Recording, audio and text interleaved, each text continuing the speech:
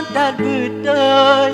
Wahai adik lun di suak punta, indahlah goina bagi halun ja bagi cik kampung. Rumah adik lun ku tupat mana ana lam hati dan balik pantun kan ke adik lun balik haba memang lagi na abalun sambung ana adik lun jak karang haba berfikir hidup di langit lambung rupa jidek lun asap angin bah halilun tanya pak urang gampang sebab adik lun kalun percaya.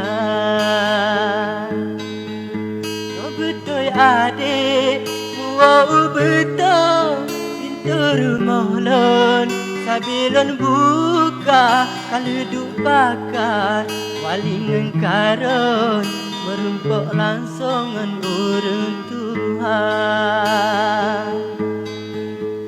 Cukup tak laga si delok bubur sinan adik lun kulale mata nale bocarat dino dari lun semangat rukun lah rumah tangga. Syarat pertama wahai judulun sujud kerabun sembahyang benar dan berdoa like pelindo kata dengan lon rasa benar.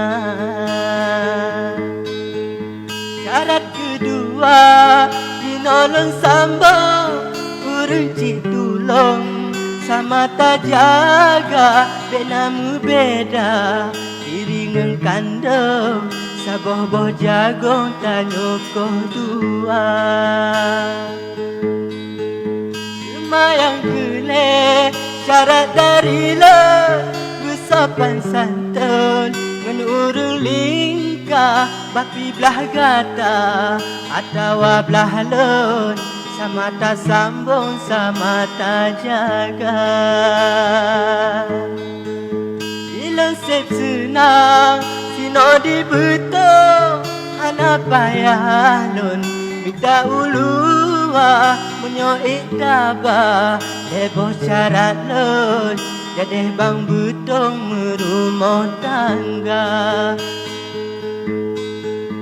menyoik tabah dek leboh syarat lun jadi bang betul merumah tangga.